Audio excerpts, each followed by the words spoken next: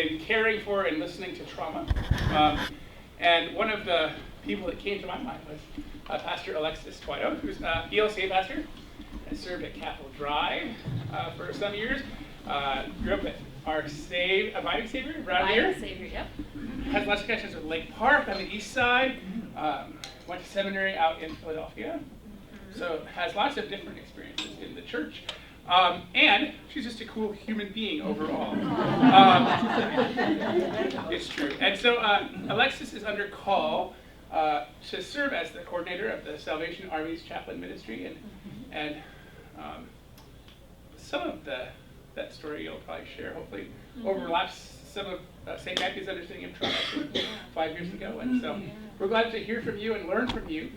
And our social ministry team has a donation to the chaplaincy program in your honor. So that's thanks. Wonderful. Thank you. I appreciate and now that. I'll sit down.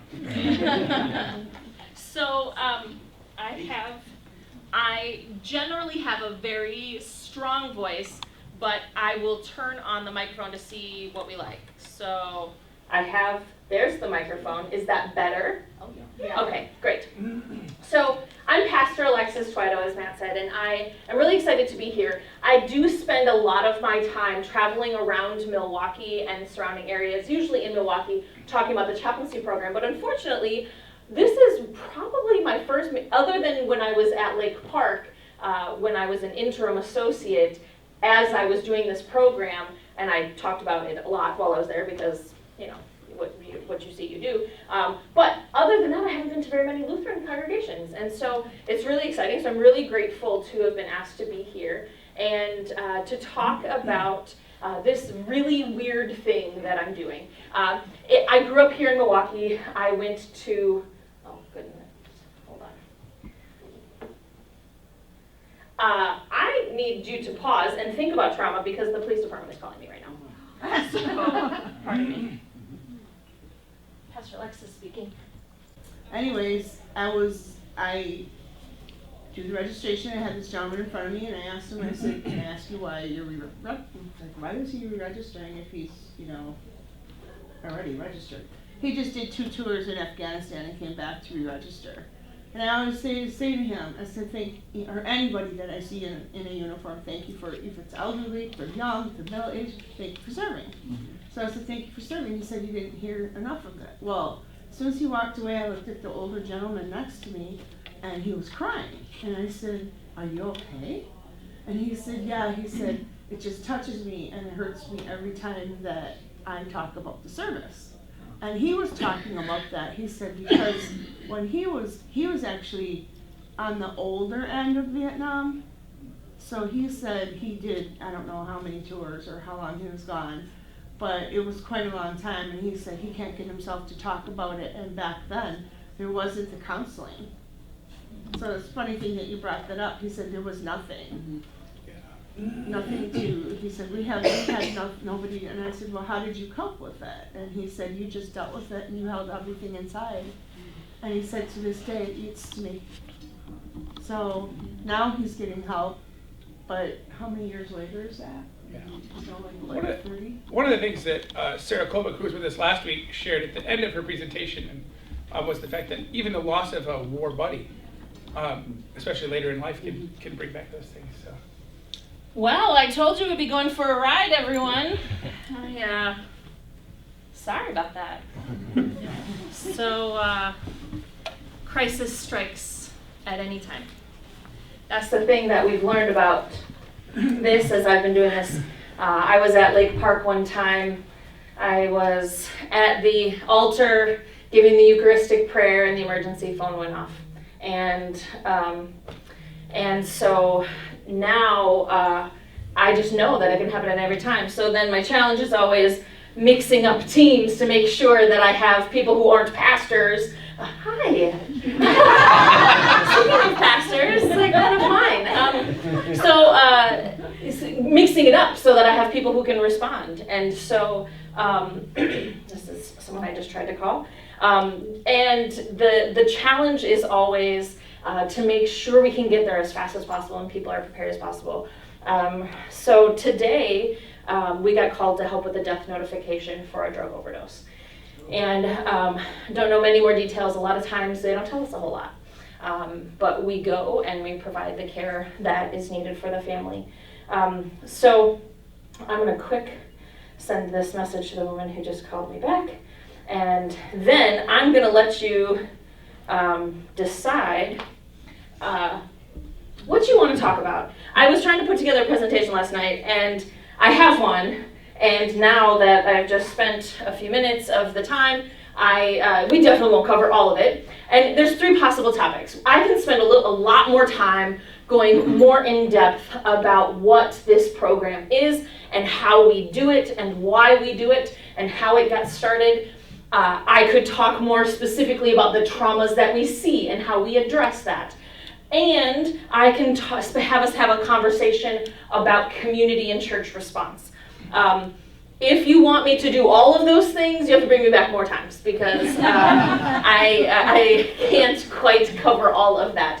So my question to you is, you've heard a little bit about, I heard you were talking a little bit about Layla, right? And that's something your congregation is connected to in a personal way, because of the connection to her family, her extended family, through this congregation. And so, that's really where this all began and where I began. So we could talk more about that. But you've been learning some things about trauma the last, your session in the fall and your session last week. So really, what would be beneficial for you? What would you like to spend some time talking about? What would you like me to share with you?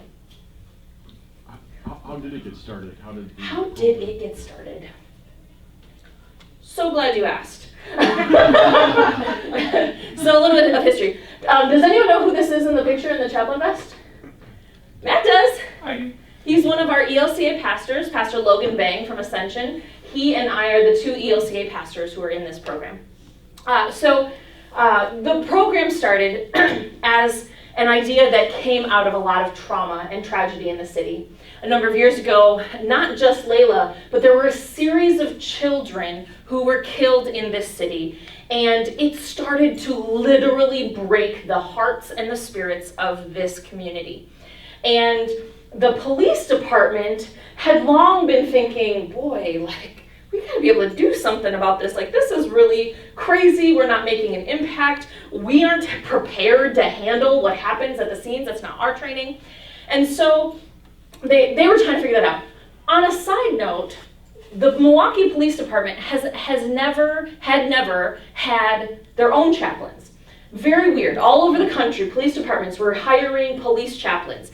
And if you go back to the Journal and Sentinel, when they were 2, you would find articles and opinion pieces about how our police officers should have chaplains. Because in the 80s and the early 90s, there were tons of officer deaths. And so they're like, we need this.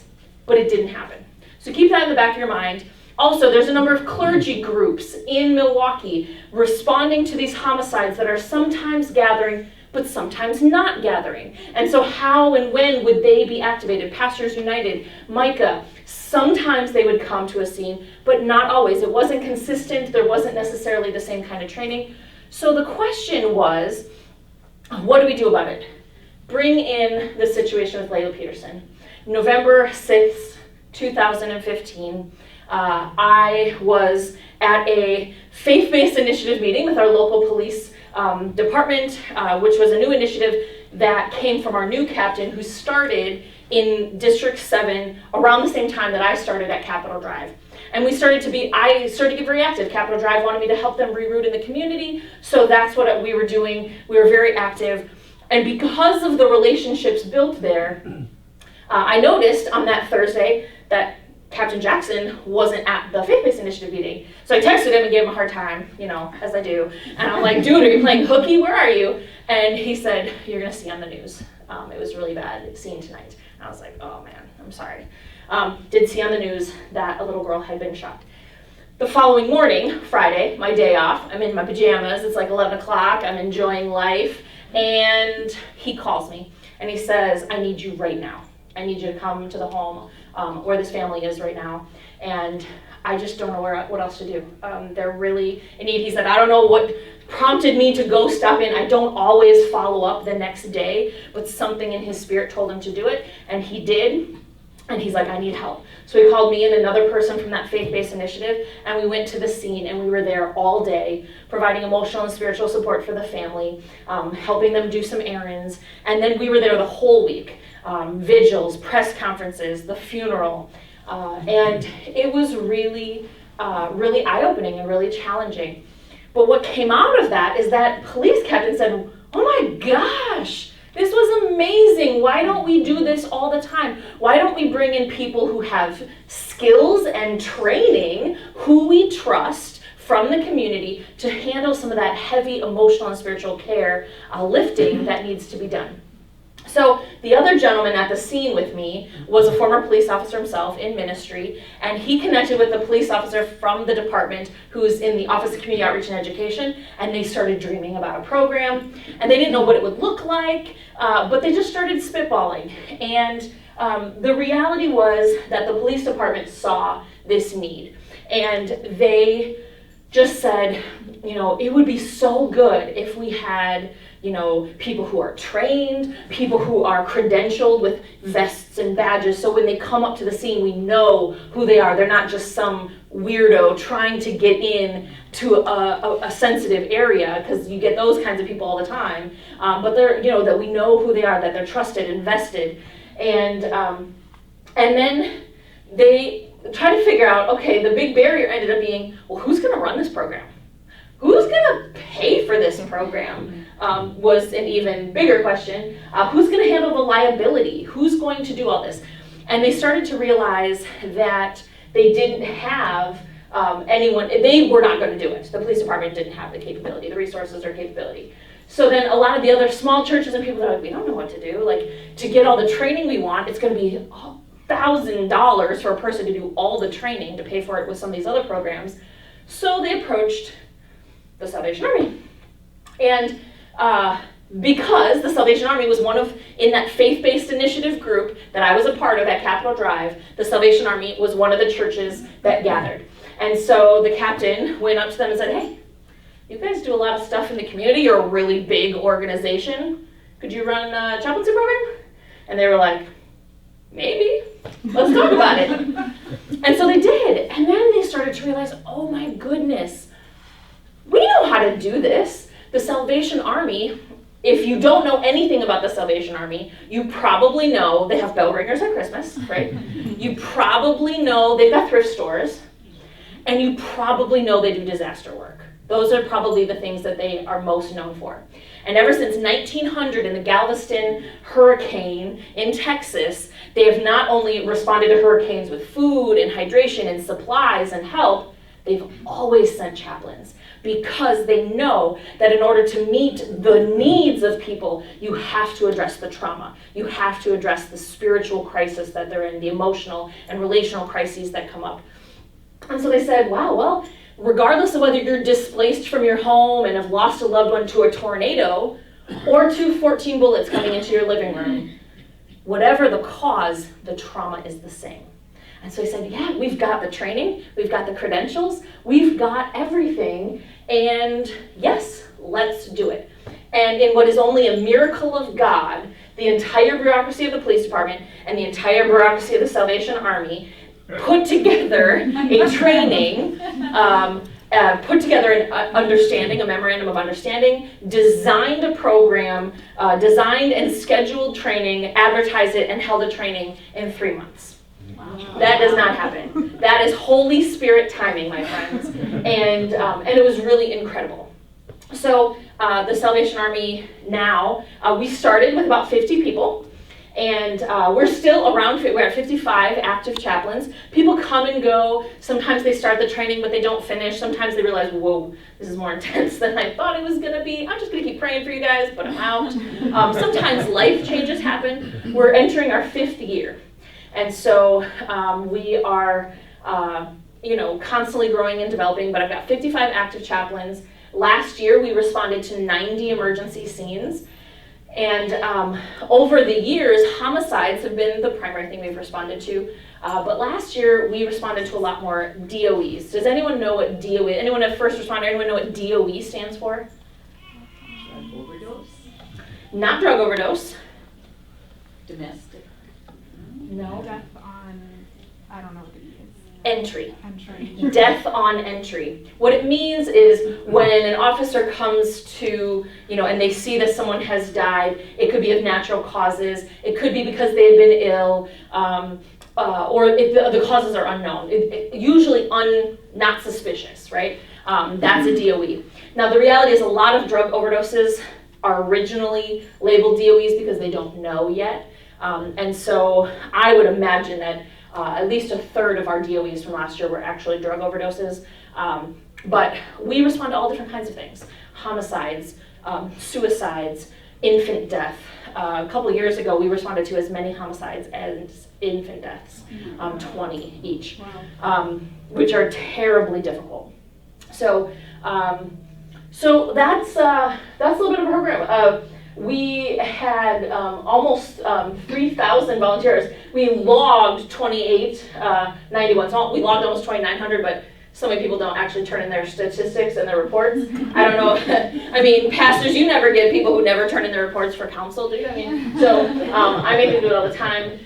And we're super diverse. So that's a little bit about the program. Other questions? A question came up before.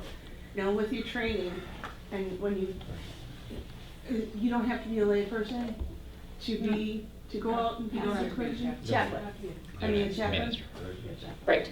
So, good question. So, you become a crisis chaplain, a volunteer crisis chaplain when you do this program. It will not allow you to get a job at Fredert or St. Luke's. That it is not a professional chaplaincy, and so we always have to make it clear when we're talking with people that we are emergency chaplains, we're volunteers. My chaplains are lay and clergy. I'd say slightly over a third are clergy, and then the rest are lay people. Usually leaders, deacons, elders, people who have leadership roles in their church, but no, not all of them are clergy, and some are chaplains. Has this been duplicated anywhere else? Oh, good question. So this is the first ever program of its kind in the country, which is why it's been so exciting for me to be a part of it. So a little bit back about my story. So I was a full-time pastor at Capitol Drive. I was asked by the captain to do this training so that I could be their volunteer head chaplain for the district. And so that was great. And so I was one of the 50 people who did the training. But when they started the program, this was unwise. When they started the program, they didn't have a coordinator. They didn't have anybody running it. They're like, here, we're going to create this thing and just exist on your own. Sounds like a church. Right. It didn't work, right? It didn't work. And so the person who helped get it started, they always thought he would be the coordinator, but for various reasons, he was unable to take the position.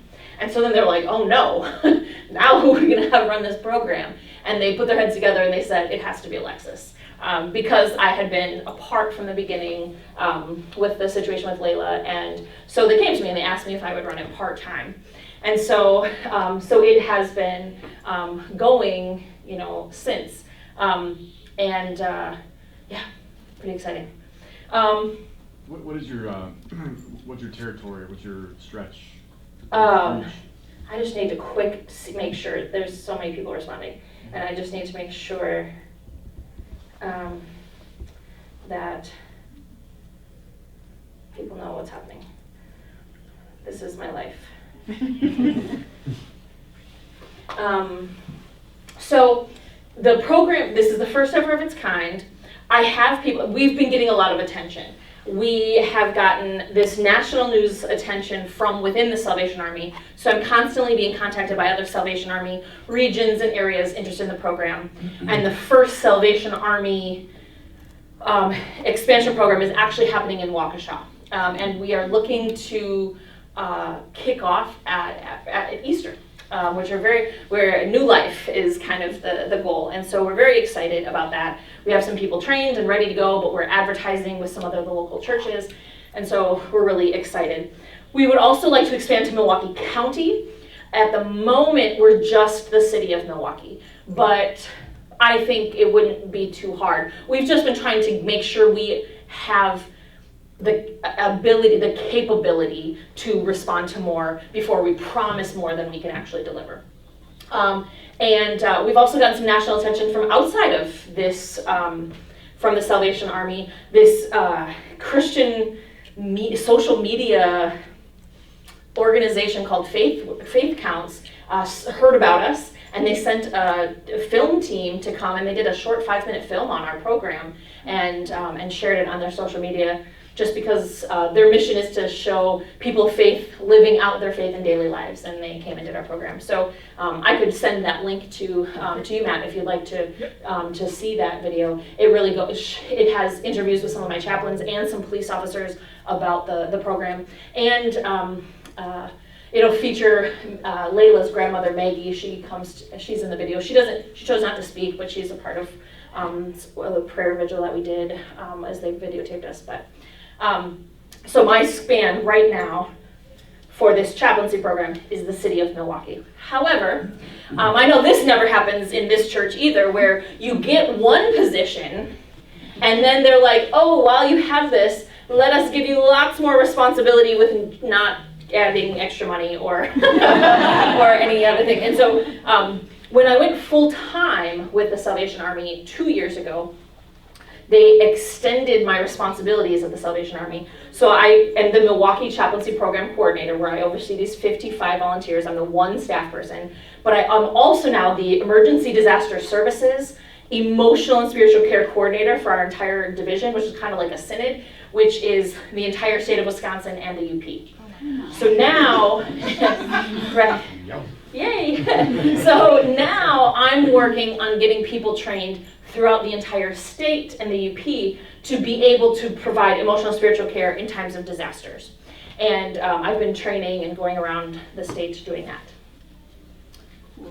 Yes? When you created the program, did you create it based on any other programs or like evidence or anything like that, or? So the original, and I wasn't there as it was being developed, but what they were trying to rationalize, their first big decision was, are we going to be a chaplaincy program primarily for the police officers or primarily for the community? If they were going to be primarily police officers chaplains for the police officers, there were a number of models and organizations. They looked at the International Conference of Police Chaplains, for example, who has a particular set of training that is required. And so they were debating, what do we do? Ultimately, they decided that they wanted to focus on the community. And that was not something there was a lot of information about anywhere. And so it's not to say that it's not being done, but in this way, having one organization bring in people from 16 different denominations, representing a variety of theologies and traditions. You want to talk about ecumenism, bring me back for that too. Let's talk about how, the difference in understanding of even what prayer is between the Salvation Army and 5 different non-denominational churches, all of which are different, and the Missionary Baptists, and then the Catholics, and then the ELCA Lutherans, and the Missouri Synod Lutherans, right? We do not agree on exactly what that looks like. And so being at the head of that has been very challenging. And as we developed, we had the understanding, when we started, we thought we would be primarily for the community, but also support the police officers. Research shows, however, that oftentimes police officers don't feel comfortable if the same people that are there to serve them are also serving the community, because it means if there's an officer involved incident, they don't know if you're for them or for the people who were shooting at them. And that's understandable. And so it was, some research shows that it's better to have 2 separate programs. So ultimately, one of the people from my program, who was one of my head chaplains, former Milwaukee police officer, who went into ministry after he left the department, he left our program, and he has since been paid by the Milwaukee Police Department, and he is the police chaplain. So this program, what I tell Layla's family, who I still get invited over to dinner, and still very close with them.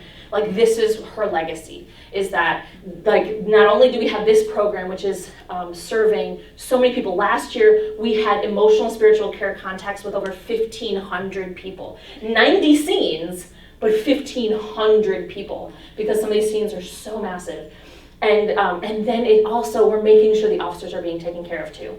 And so, so we're really proud of that in the program. I've had these three. If there's anyone else who has not yet had a chance to ask a question, I just want to make sure other people get a chance. I'm happy to take your multiple questions, but does anybody else have a question? Yes. Do you, I mean, I know like on the individual level, like the number of people that you've interacted with, do you know like what the community impact has been? Like what, I guess like what are the long-term goals for that? So that is a real challenging question, right? People ask me all the time, what kind of impact are you making? And because we are crisis chaplains, we are only there with people for hours, sometimes a few days, sometimes up through the funeral, but really our job is to help them get through the worst hours of their life, right? Through this chaotic, traumatic, crisis, chaotic thing that they're experiencing, to help them get through that and to provide some support and comfort, some prayer. But the other big thing that we do is we connect them to resources. We connect them back to their own church. Sometimes they forget that they're members of a congregation. They're like, oh my gosh, I didn't even think to call my pastor, right? But that's why we're here. We can call, who is your pastor? We'll call him for you, right? We'll make sure she gets over here. And then when she arrives, we say, okay, well, here's what's happened. Here's what we've done. Here's what's happening next, so that we can hand off. So now the pastor, who might not have ever been in this situation before, has our support. So what we say is, now we're here to support you as the pastor in supporting your people. But also just resources, different types of things. But in terms of long-term community impact, one of the things that I spend a lot of time doing is meeting with partners. And I am a part right now, the Office of Violence Prevention has been gathering a group of people who work with people experiencing trauma. And we're calling it a coordinated community crisis response network. And so it's all the people who touch trauma, but maybe at various points in the continuum of care. Maybe some of us are there in the first hours, but some people are doing long-term care. And so what we're trying to make sure we're doing is that we all know what each other's role is, right? Because we need to understand where to pass off. We need to understand the resources that are available.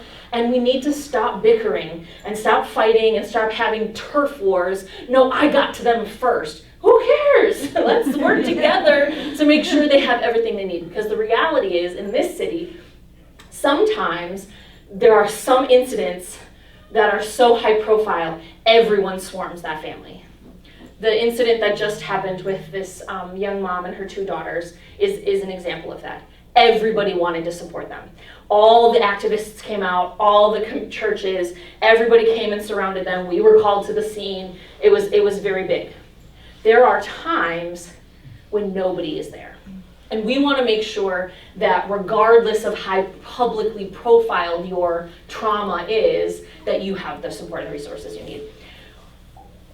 At first, people were very weary of our program. They're like, who are these red-vested weirdos coming in here? Who is this Lutheran lady leading this? You know, they were very leery.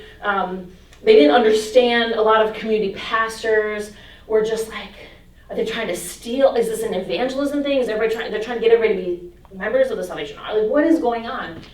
And now that it's been almost 5 years, we've become a much more trusted entity in the city, which means people are partnering with us better. It means that people are communicating with us better. And I really think that things are happening in a much better way. There is a much better plan in the city of Milwaukee right now for crisis than there was 5 years ago. And we are really proud to have been a part of that.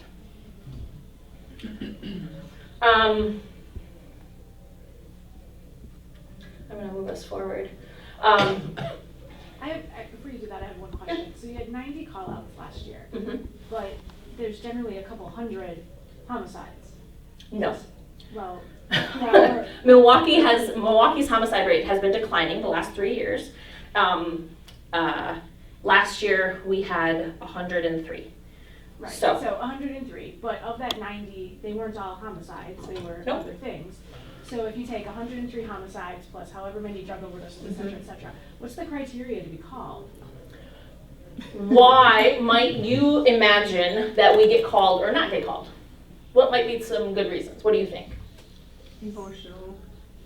Emotional support, or Right.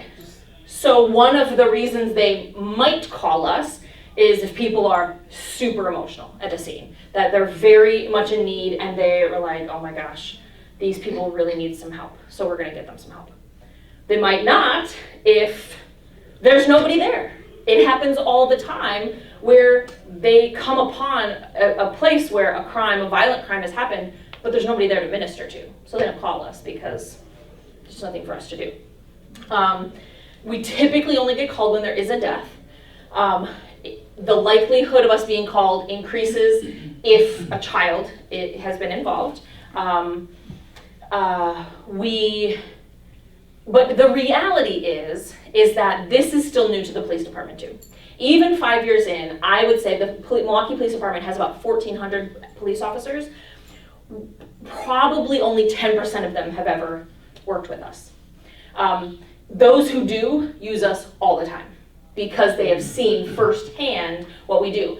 There's an old school police mentality though that's like, it should just be police here. And so we're still trying to break some of that down. The change in leadership has affected us. Not all of the leadership in the Milwaukee Police Department has had the same, placed the same priority on our program as they do. So Chief Morales, for example, he thinks our program is good, but his priority was getting officer care taken care of. For a couple of reasons. One, there was, I don't know how much you've studied the Milwaukee Police Department, but there was a Department of Justice investigation that came out and they had a number of things that they had to meet, that some things that, there was an ACLU lawsuit and then findings, and so one of the things they had to address was mental health of the Milwaukee police officers. So his priority was getting a chaplain for his officers. And he did that. But where did it come from? My program. So, so he just stole from us. It's okay. You know, George is great. So we're still always trying to make sure we're getting in front of new officers, helping them to understand how to use us and why to use us. So ways that we do that, we go to roll call at the districts and we try to do prayer at their shift changes. And so we tell them a little bit about the program and we pray for them, help them to know that we're there. And we tend to see an increase in being used in that week following when we do roll call in some of the districts. Several districts use us much more than others. So District 7 uses us the most by far. And it's not surprising, it's where the program really developed. District 4 and District 5 also use us, and they are the districts that their captains are behind it. That's so important because it means their captains are talking about it to their officers. They also have very active community faith groups, and that also helps. And so we're constantly working to develop it. We get called to different types of scenes, you know, on the south side versus up here, but that's why we're not seeing it. We could respond to more, but the goal is only to respond to as many as are needed, but I would love to work myself out of a job, right? The goal is not to constantly be responding to more calls. The goal is to be having fewer calls because there are fewer violent crimes, because there's fewer deaths. We want and this has happened for infant deaths. Our infant mortality rate has been declining, which is amazing. We've done so many good things around public health, around infant mortality in Milwaukee. And so do you guys do that? I'm studying public health. Awesome. I love public health. So they're doing great things, and so we are seeing fewer responses because there are fewer calls. That's ultimately the goal, right? So we don't have a ton of time. So I'm gonna, go back. So trauma happens when you're experiencing a type of stress that is so overwhelming that it overwhelms your natural ability to cope with your situation. So when you're stressed, tell me, what are some of the things you do when you're stressed out to kind of balance yourself? What are some things you do? Cry. Cry. Excellent. Clean. Sew, knit, crochet, quilt. Does ice cream count? Yes. Ice cream, eating comfort foods. Yep. What else do you do? Do you have any runners? What? Walk the dog. Draw. Withdraw. Oh, quiet time. Yes. Drawing would be good too. I color. Some people like to walk their dog. So these are normal coping mechanisms. Some people, when you are in this hyperactive state, it's trauma, like you can call it a crisis event or a trauma event when those things don't work for you. When just going for a walk doesn't clear your mind, it doesn't restabilize your body, it doesn't lower your heart rate and calm you down, it doesn't help you to sleep again. When those natural things you do, then that's you're experiencing a bit of trauma. Now the reality is there's a couple types of trauma. There's small t traumas that happen to us all the time. And these are kind of daily life events, not necessarily a death, but they are maybe the loss of a job or moving or the ending of a friendship that was really meaningful, right? There's these types of things that are challenging and it takes you some time to get over, but they don't usually lead to post-traumatic stress injury or disorder, depending on how you want to talk about it. But then there are huge things that do have a longer impact and do take more. Traumatic, violent death, a terrorist attack, war, those types of big disaster, natural disaster. So those types of things. And when that happens, these are some of the signs that you are experiencing that. I do have on the back table 2 handouts in white. One goes into more in depth of the signs that for experiencing trauma. So what are some of the symptoms physically, mentally, emotionally, spiritually, cognitively? So if you're interested, take a look at that. There's another one that I have that are tips for families when you've experienced a trauma in the family. Things to say, things not to say. So those are things that I encourage you to take with you. But the reality is that when those traumatic things happen, one of the things we tell the people that we're working with is, this is normal. When people say, I just can't sleep, or I'm sleeping all the time, that's normal. When they say that they just feel like they're on 10 all the time, they're antsy and anxious, that's going to happen for a little while. Their appetite, it might be altered for a while. So those are types of things that we can help prepare them for what that process is going to be for them to get back to healing, to get back to a new normal. And so the challenge is, if you know someone who's experienced a traumatic event and this persists for longer than a few months, then it's time to get some added help. Then it's time to reach out for additional resources, contacting their faith leader, contacting a healthcare provider, a mental health care provider, talking to them. If you see some of these things happening for a long period of time, then it's dangerous. Now, our chaplains, we're not with people for long periods of time. We only see them in the moment. So we always see them like this because they just got the news. This is why we try to make sure we're handing them off to people who do have the ability to provide some longer term perspective and care, because our role is a little bit different. What else? I'm going to skip the video. Maybe one of the last things I want to talk about is that we've been talking about individualized trauma, the things that happen to you when something awful happens to you. The reality is that communities experience trauma, and trauma is generational. So communal.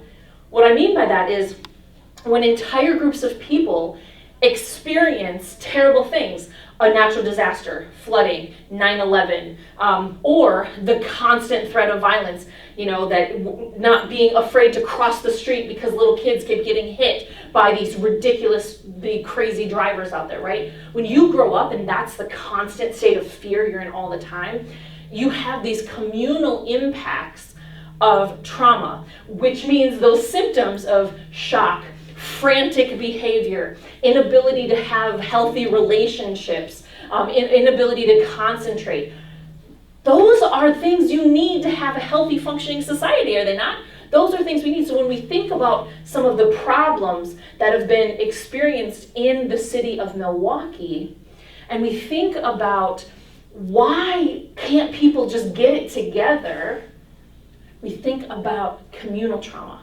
We think about how the people are experiencing these dissonant states on end, and that is impacting their ability to stay healthy and to be in stable places. But trauma is also generational. And there's a fascinating study that the Medical College of Wisconsin was doing with children around trauma and violence generationally affecting early birth outcomes, which affect the infant mortality rate. And man, if you want, that's a whole other session, and it's fascinating. But the research shows that we also hold trauma in our body. It changes our chemicals, it's in our cortisol, like it changes us. And what happens is it stays in our body, and a mother can pass on the adverse effects of trauma to a child, so that the children being just born have already been born into a hyper state, right? That is affecting the infant mortality rate. The majority of preterm births in the city of Milwaukee are from low-income people in certain zip codes, and the biggest predetermination isn't birth defects and isn't co-sleeping, it's early birth, it's premature birth, and the single largest cause of early preterm birth is stress. And that is so dangerous. So what do we, it's a happy story. So the question is, so what do we do about that, right?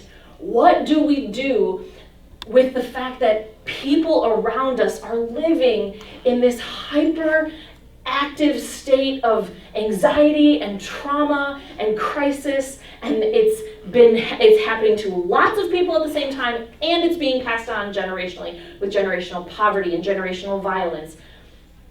So what do we do? What do we do? I have some ideas. I've got a next slide that has some ideas, but what do we do? What can you do? St. Matt's. You personally, St. Matt's, the ELCA. What are your thoughts? Reach out, build community. Reach out, build community. Yes. Learn who your neighbors are. Learn who is out there doing the important work. One great organization around infant mortality is a program called the Strong Baby Sanctuary Movement. And it's came out of Columbia St. Mary's. And all these churches of different denominations, several ELCA congregations have agreed to be strong baby sanctuaries to help pregnant mothers have successful birth outcomes. What does that look like? It means helping them get prenatal education, prenatal vitamins and care, access to education, access to good eating and exercise and safety, as well as a support system and a support network and resources for when the baby comes, and support in that first year to help them be able to breastfeed if they choose, which is exponentially healthier for the babies. I mean, all these different things. Learn the types of organizations like that are here in Wauwatosa, but also in Milwaukee. Reach out, build community, and if use your partnerships. Who are the partner congregations for St. Matt's? Reformation Cross. Reformation Cross. Well, you've got plenty of opportunities with those congregations. I think Reformation is a strong baby sanctuary. Yep. What else can we do besides building community?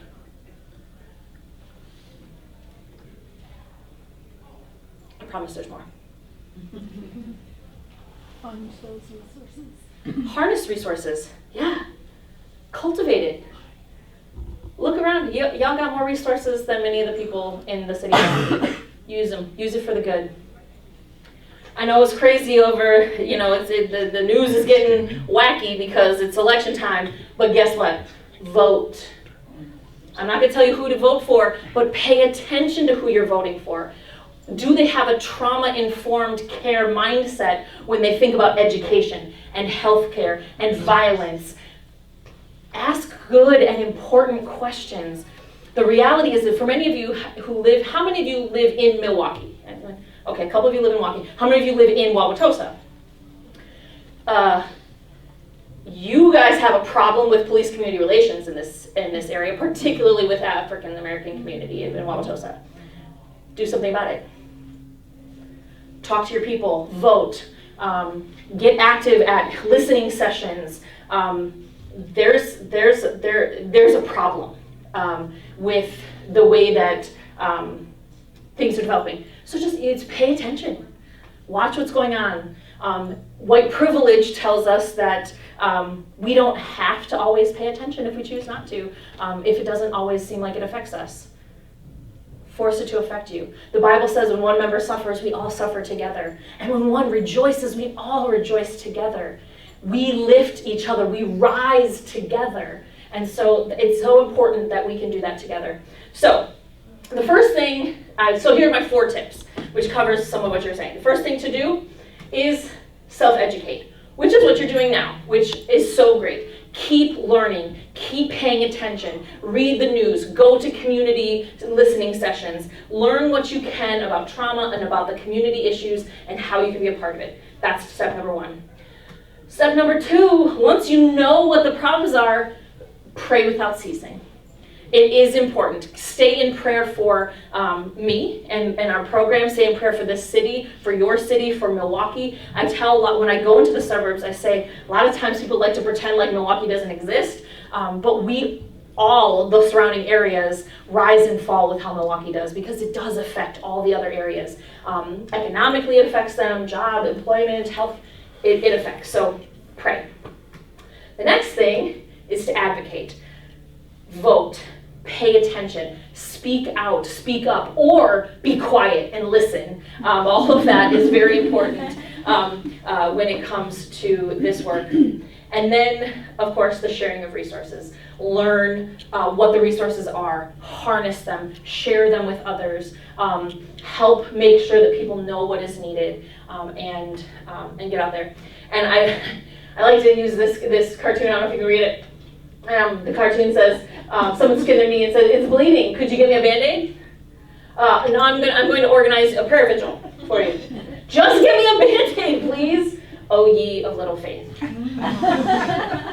Too often, the only thing churches want to do is pray about it. I believe in the power of prayer. I think prayer is important. It is foundational. But if it is the only thing we're doing, we are missing the needs. We're not hearing the cries of our brothers and sisters who are in need. So we need to do both. And don't let our thoughts and prayers be the only thing that we provide when crisis strikes. And that is my time, I believe. Yeah. Can I ask one more question? You can ask whatever you like. Do you do I'm going to go to anything? church. You need to go to church. Do you do anything to support the mental health of your volunteers who are experiencing the It's a trauma good of other final people? question. Self-care is super important for us. So we get together regularly as a team for a little bit of a meeting, a little bit of training, but more importantly for that time of fellowship. We're constantly working and sharing best practices as a group around self-care. I organize a couple of events that allow them to take a load off. We have a summer family barbecue so that the families can come, because people are giving up time with their loved ones to allow them to go in the middle of the night at a scene, or they're leaving the family barbecue to go to a scene. And so we make sure that the families can come and get to know each other to support that. That's been very well received the last couple of years. We do some training around it. One of the classes we're going to be offering this year is called Stress, Compassion, Fatigue, and Resilience. It was the best class I took in the last year for myself, so I'm bringing it here for them. So yes, it's very important. I also make sure when people join the program that they have a letter of recommendation from their pastor, or if they are a pastor, from their leadership board, for 2 reasons. One, it's a character reference. I need to know that they have the spiritual maturity to do this. But also, it's because I need to know they're connected somewhere, so I know someone is there to support them. Someone knows that they're doing this work.